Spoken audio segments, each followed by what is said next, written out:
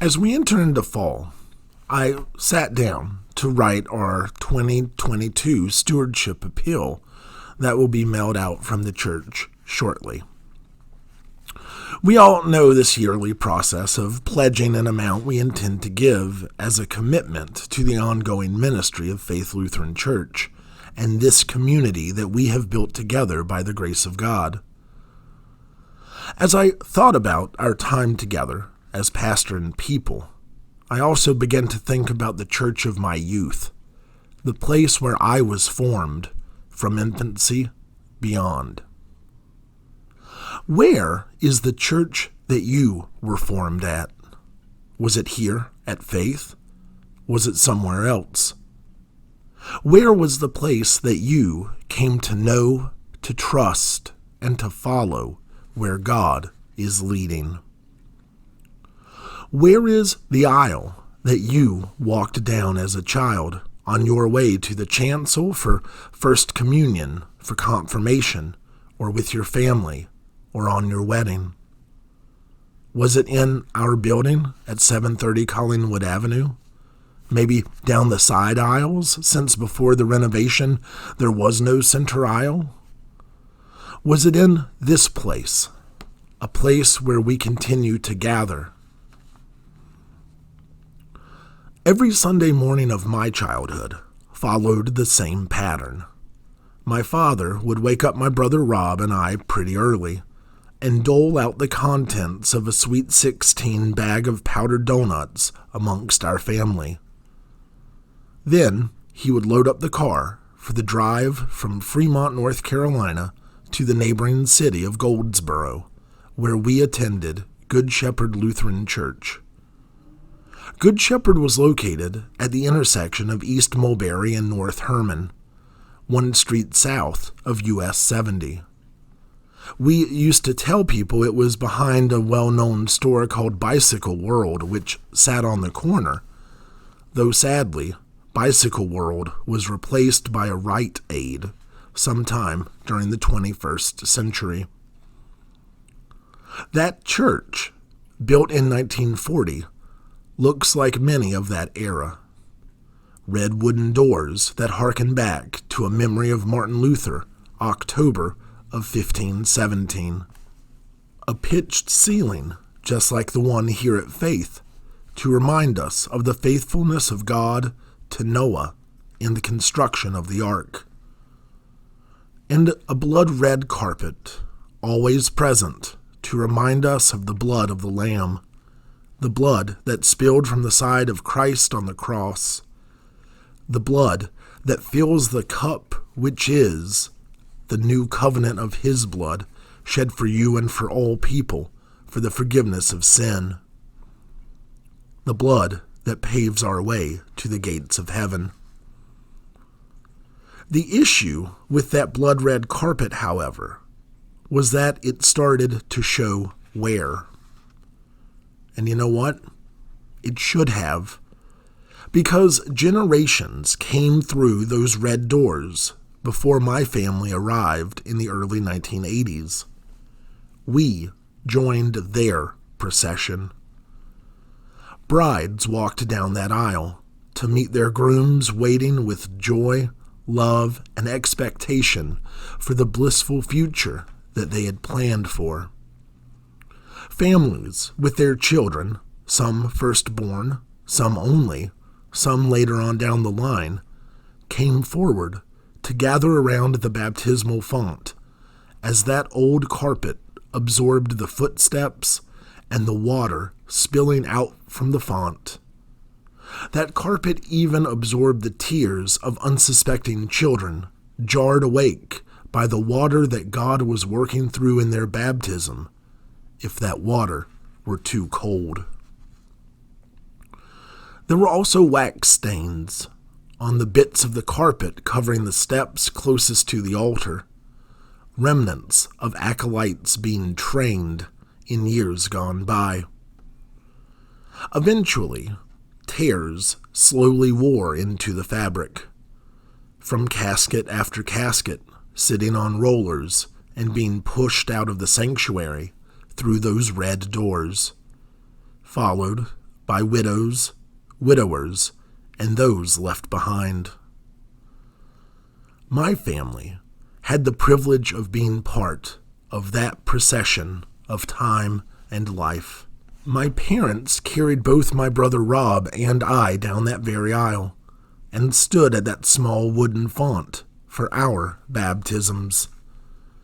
The choir director, Mike Nault, would have all the children come forward as the children's choir sang throughout the year, and at his invitation, some would walk, some would run, and once there was a tussle as two brothers rolled down the aisle. I walked down that aisle with my family as I celebrated my first communion in October of 1992. Upon occasion, my dad would be one of the ushers, and I would get to help.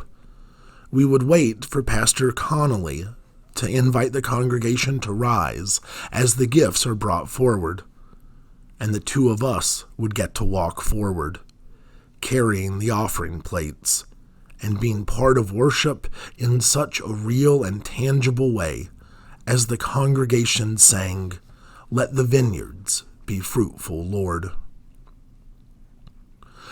That church continued to rise as the gifts were continually brought forward, as brides entered into those red doors and caskets exited out, and as the people inside continued to come to share the gospel and to offer themselves, their time, and their possessions.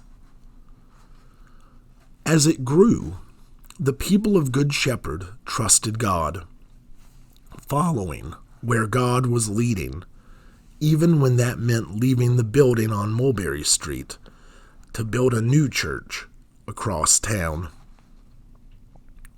That new sanctuary is absolutely beautiful. There's a Luther's Rose window and a chancel with a rail all the way around it, like we used to have here at Faith, so that all could come forward and kneel around the Lord's table. That space holds a very special place in my heart, because it is the place where I affirmed my baptism. In that sanctuary, walking down that aisle with my confirmation class, even though there was no red carpet in that new building. More importantly, what they had instead of that red carpet was the people. The people who have continued to believe in the faithfulness of God, continued to walk that aisle in faith, and continued to give of themselves, their time, and their possessions. People who continued to follow and trust God. The last day I visited the sanctuary of Good Shepherd was February 26th, 2011. It was the day of my ordination. Many of the same people who were there for my baptism, my painful choir performances, and had spent years walking up and down the old red carpet on the other side of town, many of them were still there, still celebrating what the power of God is doing through Jesus, who is the Christ. And at the end of worship on that day, I walked down that aisle as I had so many times before, and out that door before making my way to the uncharted wilderness that lie in wait for me at my first call in Connecticut. Life has taught me that the scary part of following God is that there is never a roadmap, and in fact, we often feel one step behind. The Israelites followed the pillars of smoke and fire through the wilderness in the wake that it left behind, all the way to the promised land. The disciples followed Jesus along the way, always a step behind, and yet they followed still all the way to Jerusalem. And me, I found my way here to join with you all as we now walk down the aisle, following where God is leading us in this place and in our community. Following together, both online and in person. Here, we continue to come down the aisle with brides and grooms, with caskets and mourners, with candidates for baptism and fellow choir members. And with each step we take is the reality that these steps are steps in faith, in tradition, in trust, and in generosity, following where God leads the People of Faith Lutheran Church. So as I sat down to write our stewardship appeal, I started thinking about the church that I was formed in, but then quickly I was moved by the powerful stories of how many people have faithfully been formed in this community of faith for so long.